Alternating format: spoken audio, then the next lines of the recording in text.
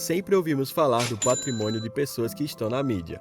Ouvimos falar dos carros de luxos, mansões, empresas e por aí vai. Mas você já parou para pensar qual o tamanho do seu patrimônio? Se eu te perguntasse agora qual o valor estimado do seu patrimônio, você saberia o valor? Será que você é mais rico ou mais pobre do que imagina? Será que o seu patrimônio é maior ou menor que a média brasileira da sua faixa etária? É isso que vamos ver nesse vídeo.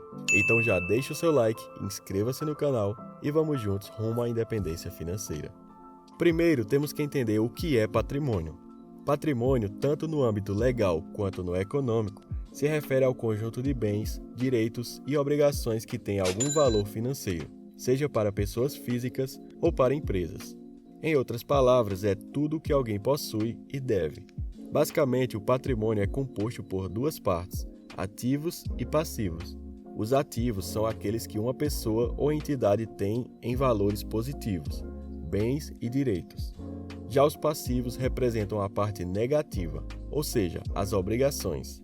Se ficou confuso, calma que já eu vou me aprofundar um pouco mais nessa questão. Ao contrário do que muitos pensam, o patrimônio é indivisível, ou seja, você não pode ter mais de um.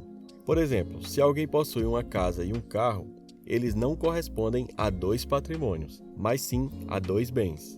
O patrimônio pode ser classificado em categorias distintas: patrimônio bruto, líquido ou de afetação. Patrimônio bruto é um sinônimo de ativo, ou seja, é um cálculo que só leva em conta partes positivas, bens e direitos, desconsiderando a parcela negativa, composta pelas obrigações. Já o patrimônio líquido é o valor real, uma vez que além de considerar os ativos, ele leva em conta também os passivos, ou seja, as obrigações. E o patrimônio de afetação é uma modalidade que existe aqui no Brasil, mas que é de uso exclusivo das construtoras. Esse mecanismo é utilizado para que o empreendimento esteja totalmente separado dos bens e das dívidas da empresa que está construindo. Além disso, o patrimônio é composto por bens tangíveis, intangíveis, bens móveis e bens imóveis, além de direitos e deveres. Se você não sabe o que são todas essas coisas, calma que eu vou explicar. Primeiro vamos definir o que são bens. Bens é tudo aquilo que tem um valor econômico e que de alguma maneira pode ser convertido em dinheiro. Os bens têm 4 subcategorias. Bens tangíveis, também conhecido como bens materiais. Eles se referem a todos aqueles bens que podem ser tocados: imóveis, veículos, terrenos e o próprio dinheiro. Bens intangíveis ou bens imateriais são aqueles que não podem ser tocados, mas que ainda assim podem ser convertidos em dinheiro, como marcas, franquias, patentes, tecnologia e outros. Bens móveis se refere a bens tangíveis que podem ser mudados de um lugar para o outro sem comprometer qualquer tipo de estrutura. Ou seja, são ativos que não estão presos ao solo, como máquinas, equipamentos, dinheiro e etc. Bens imóveis já é o oposto disso. Eles não podem ser trocados de local sem causar prejuízo ao solo. É o caso de construções e terrenos, por exemplo. Direitos são ativos que não são bens de nenhuma natureza, mas de forma indireta podem render dinheiro para o indivíduo ou empresa. Por exemplo, ao fazer uma venda a prazo, a organização ou pessoa não recebe o valor da negociação na hora, mas tem o direito de fazer a cobrança no futuro. Obrigações. Nem só de ativos se faz um patrimônio. As obrigações são todos aqueles compromissos que a empresa e pessoas precisam arcar, como taxas, salários. Mas você já parou para pensar como está a sua situação financeira quando se trata de patrimônio? Calcular o seu patrimônio não é uma tarefa difícil. Na verdade, é bem mais simples do que você imagina. Então já pega papel e caneta e vamos lá. De um lado, você vai anotar o valor dos seus bens, de acordo com o valor atual deles. Eu vou criar um personagem fictício apenas para exemplificar.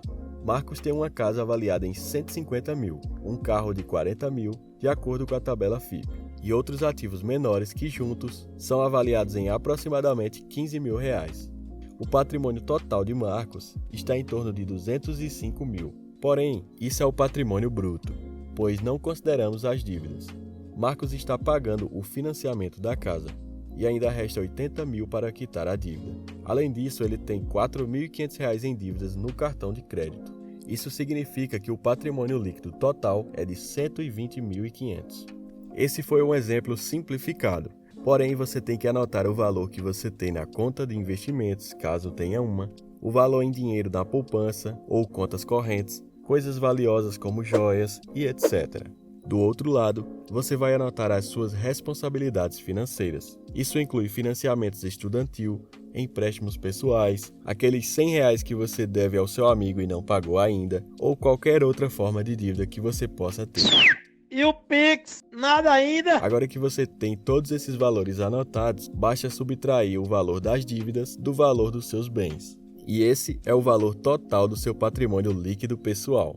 Você pode até descobrir que o seu patrimônio líquido está negativo, mas não se preocupe, isso é bem normal, principalmente se tratando do Brasil, onde a população não tem educação financeira. Pessoas que estão no início de suas carreiras, ter um patrimônio líquido pequeno ou até negativo é totalmente normal. Muitos têm empréstimos estudantis ou estão pagando grandes financiamentos como o da casa própria. Se você está entre os 20 e 30 anos e não tem nenhuma poupança, apesar de parecer, você não está tão mal.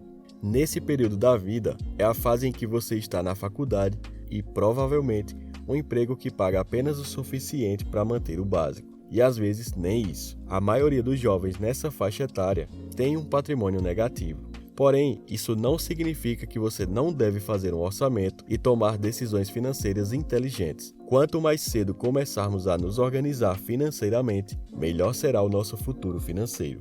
Se você investir pelo menos 5 ou 10% da sua renda, estará acima da média em menos de uma década. Pense o seguinte: a liberdade financeira que você procura está no patrimônio que você não tem.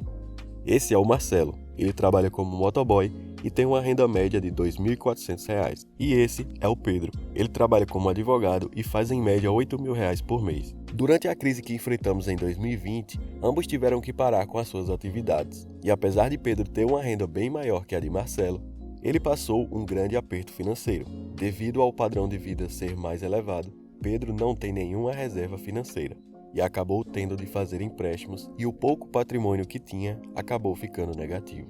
Geralmente, ao entrarmos no mercado de trabalho, já pensamos logo no que vamos gastar o dinheiro. Muitos já entram em financiamentos e assim já começa a vida com um patrimônio líquido negativo. Em alguns casos por necessidade, em outros por falta de educação financeira. Veja bem, não é que você não possa comprar as coisas que você sonha, mas será que não seria melhor esperar um pouco mais? Afinal, dependendo da sua escolha hoje, pode te proporcionar resultados totalmente diferentes no futuro. Se você quer aprender mais sobre não só como escalar os seus ganhos, mas também administrar melhor e conseguir assim construir um grande patrimônio, eu vou te indicar esse vídeo que está aparecendo na sua tela. Tá bem completo. Clica aí que eu te vejo lá em poucos segundos.